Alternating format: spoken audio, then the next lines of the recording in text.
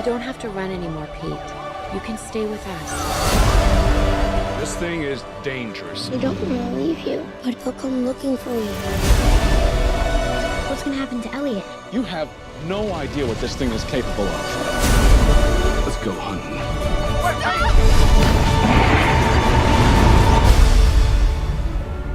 Attention all you. Pete's Dragon. Here we have another reimagined Disney classic, and dang if Disney is not on a roll. I'm going to say this is probably their best one yet. I was super pumped for this movie. I was really excited because I love dragons. I love How to Train Your Dragon, and I felt like this was a live action version of that. Now, I'm not too familiar with the classic movie, so that didn't really have anything to do with it, but the trailers and the story just seemed like something I was going to be into, and I definitely was. So your basic story is there's a family, they're out driving in the mountains, and this takes place in like the 70s, the 80s, and they're out driving in the mountains and they crash, and yes, you get a really Disney type moment because this kid named Pete, his parents die and he gets left in the woods by himself, and he lives there for 6 years with his friend a dragon, and then he's found by a park ranger's daughter 6 years later. Let's talk about all the good stuff first. First of all, I just loved Elliot the dragon, and this movie is fantastic. I'm going to say I loved almost everything about it.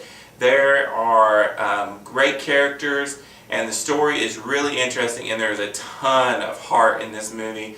There was multiple times during this movie that I was getting teary-eyed. It's just a very emotional movie, so, you know, bring your tissues.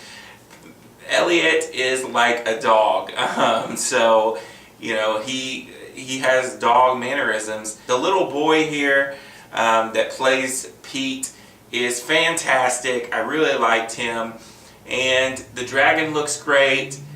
They did a lot of great shots in this movie that really made it look spectacular at times. Where they filmed this up in the mountains, it just looked great. Now, it's not perfect. There is some cheesy kind of kiddie kind of moments. Some of the characters are a little bit one-dimensional. They paint certain parts of humanity as, you know, evil, and it's not far from the truth. I mean, even though that some of the characters seem kind of heartless, you know there would be people like that in this situation. So I bought it, really.